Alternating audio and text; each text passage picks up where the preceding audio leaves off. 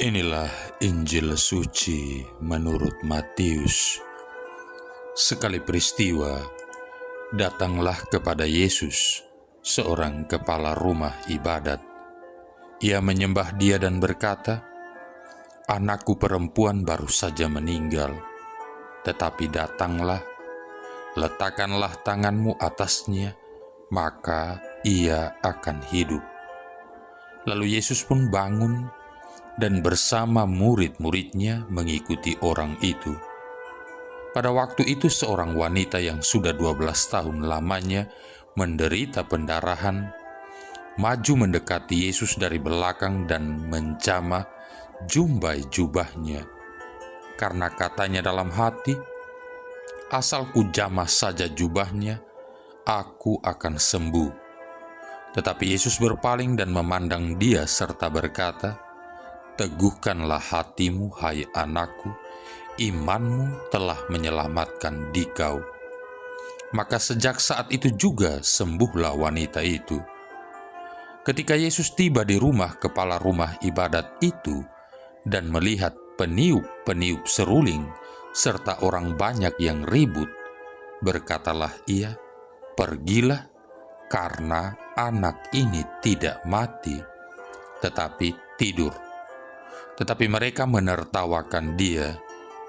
Setelah orang banyak itu diusir, Yesus masuk. Dipegangnya tangan si anak, lalu bangkitlah anak itu. Maka tersiarlah kabar tentang hal itu ke seluruh daerah. Demikianlah sabda Tuhan. Saudara-saudari yang terkasih, apa sebenarnya iman itu?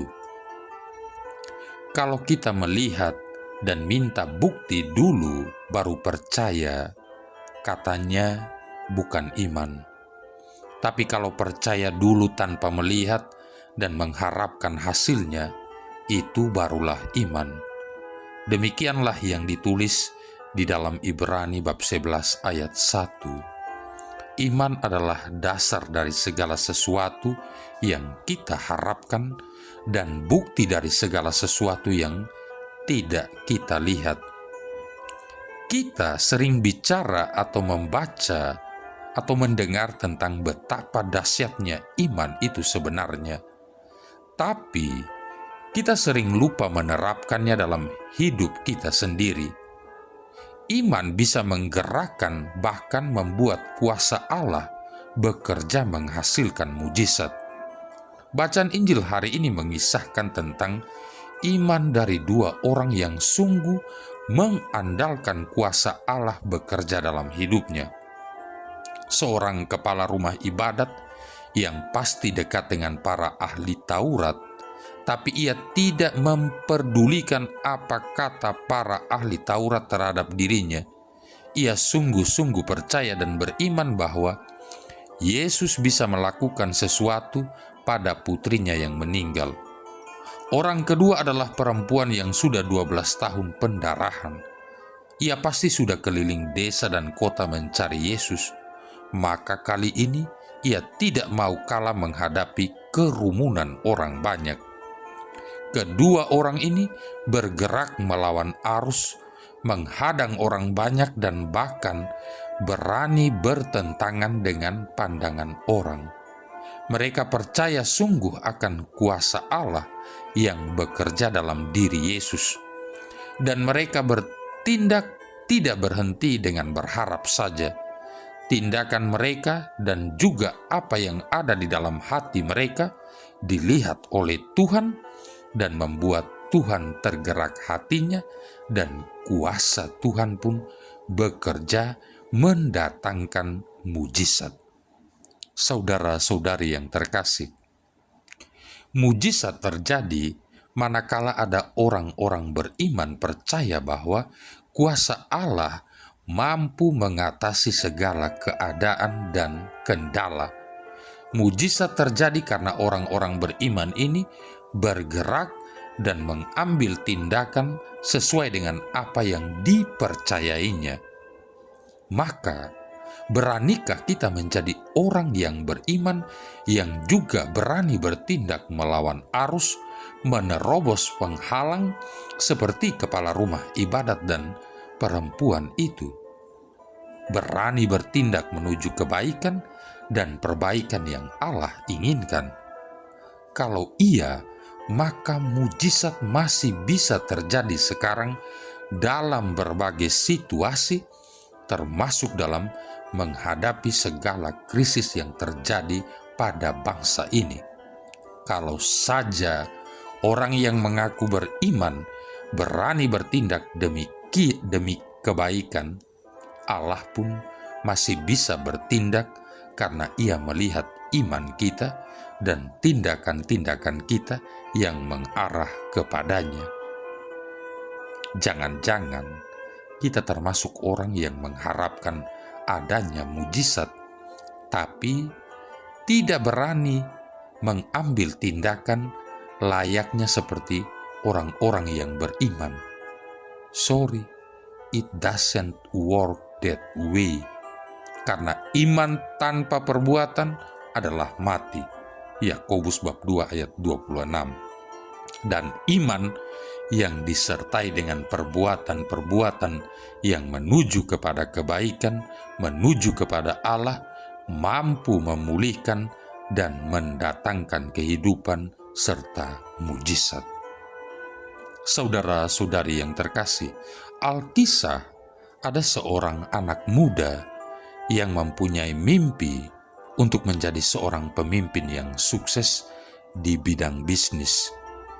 Ia meniti karirnya langkah demi langkah dengan penuh ambisi, memulai semuanya dari nol tanpa koneksi dari pihak manapun.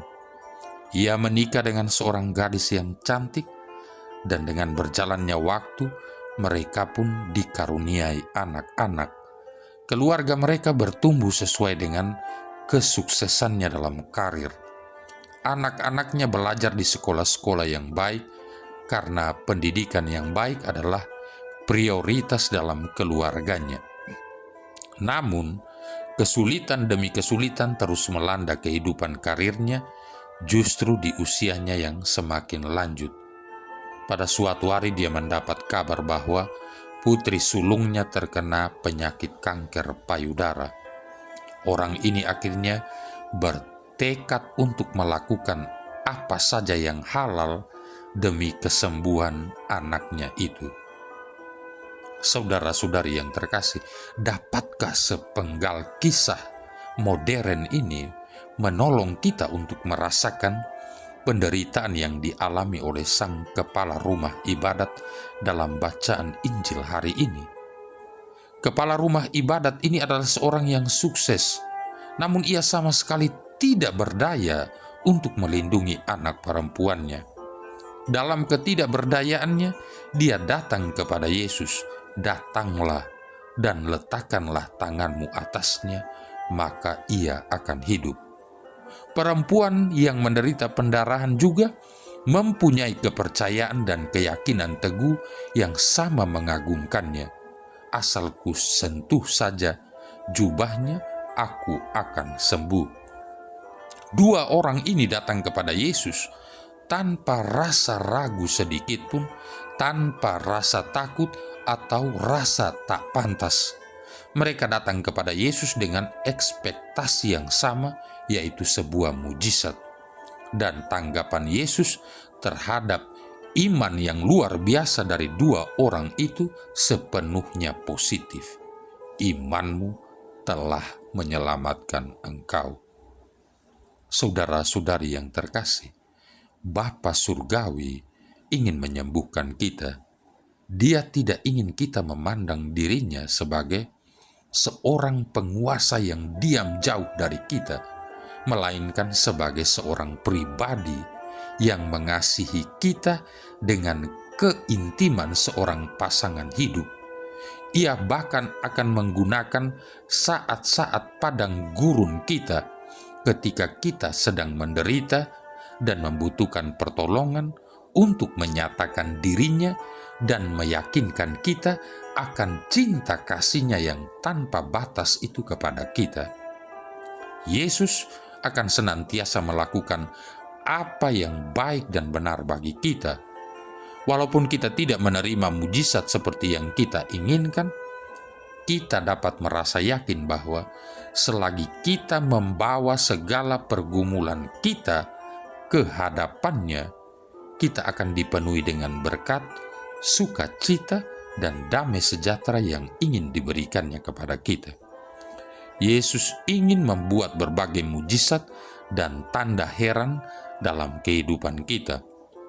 Semoga kita memiliki visi untuk mengenali gerakan-gerakannya dan memiliki iman untuk memiliki keyakinan bahwa dengan hidup kita berada di dalam tangannya, maka pada akhirnya kita tidak mempunyai apapun untuk ditakuti.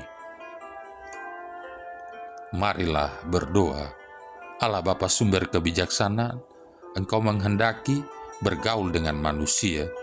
Engkau menghendaki mengikat perjanjian dengan manusia yang memuat janji kedamaian dan ketenangan. Kami mohon, semoga setiap kali kami menyebut nama-Mu, kami selalu merasa bahagia. Dengan pengantaran Yesus Kristus Putra-Mu Tuhan kami, yang bersama dengan Dikau dalam persatuan Roh Kudus hidup dan berkuasa, satu Allah sepanjang segala masa. Tuhan memberkati kita sekalian, Bapa, Putra, dan Roh Kudus.